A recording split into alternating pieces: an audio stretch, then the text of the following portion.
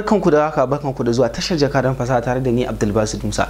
Shin ka san cewa Facebook na ɗaya daga cikin manyan labarai daga ƙarshen watan Maris zuwa farkon watan Afrilu, inda mai kamfanin ya je Congress wato majalisar dattijai ta ƙasar Amurka akan satar bayanan mutum miliyan 50 da aka yi. Wata da biyu ga wata gashi mun je mu ma anan mun yi kallo a developer cycle na Kano, an ba mu riga mun ci kaza. Yes, mun ci kaza.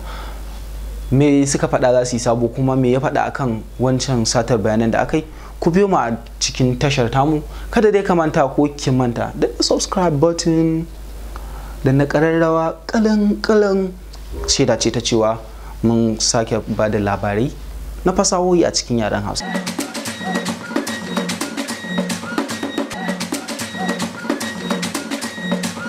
A wannan watan Mark Zuckerberg ya zo yana bayanin cewa ba shi da amfani ka kirkira abu mai girma ko kuma mai amfani ga dan adam matukar ba ka kiyaye mutuncinsa da wannan abun ba, wanda mutunci zamu iya lissafa shi a privacy. So yayi bayani ne akan wancan satar bayanan da aka yi kenan, inda yake cewa za su iya matukar kokarin su dangane sun samarwa da mutane privacy kuma sun kula da mutuncinsu. Menene kuma na gaba da za su yi? Wai Facebook za a fito da dating app. Me dating? Dan Allah ba ku daɗe kuna dating a WhatsApp, Facebook ba? Kana da 'yan mata sun fi biyar sometimes, kina da samari sun fi biyar, amma wai sai yanzu Facebook a dokar su za ka iya yin budurwa a Facebook, wanda sai next month za su fitar da wannan futures din, wai za ka yi budurwa, za ka yi waye irin wannan dai. So sai ya zo mun gari ya yake. Sannan kuma abu na gaba da za su yi wato AR camera.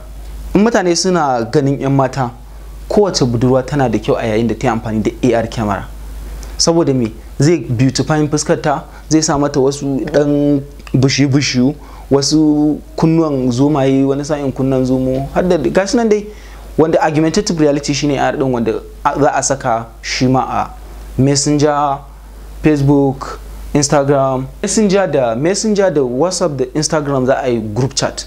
Me group chat? Wato video call group chat. In kana da abokai kamar guda 10, ɗaya yana Kaduna, Abuja, Kwatano irin, to duk zaka iya kiransa a lokaci ɗaya ku dinga yin hira. Shine ɗaya daga cikin features din da za su zo. Abu da yafi daɗi shine Oculus. Menene Oculus? Oculus virtual reality ne da suka fidda shi kaso akan dala 200 kawai, tunda 199 dala ɗaya ne ba a 200, kuma in ka maybe za ka iya biyan kudin shipping, so kaga dala 200 za ka yi kallo, za ka yi game, za ka yi waye. In kuna biye da mu za mu yi review Oculus kuma mu ga me Oculus ya zo da shi. Yanzu dai nake cewa ka danna subscribe button, ka danna ƙararrawa domin gobe ka san me labarin fasaha yake ciki.